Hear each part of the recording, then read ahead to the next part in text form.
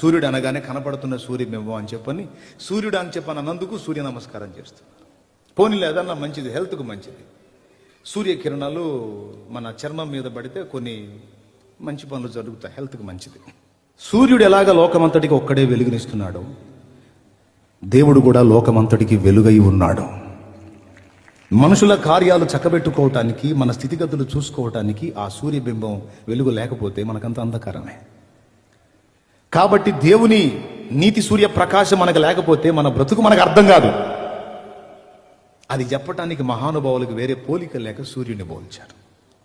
కాబట్టి ఇప్పుడు దేవుడు అగ్ని అన్నాం అంటే పొయ్యిలో అగ్నే, మరేంటి అగ్ని లాంటి వాడా? అలాగే అన్నం పరబ్రహ్మ స్వరూపం అన్నారు. ఏమన్నారు? అన్నం పరబ్రహ్మ స్వరూపం అంటే అన్నం దేవుడని కాదు. ఈ అన్నం తింటే మనం ఎలా జీవిస్తున్నామో,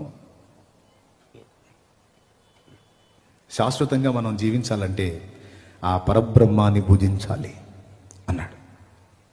పరబ్రహ్మాన్ని భుజించటమా? బ్రహ్మంగారి తత్వాల్లో కూడా ఉంది. పండు దేవదారి పండు, ఆ పండు దొరికిన వారికి పండగయుండు, పండు దేవదారి పండు.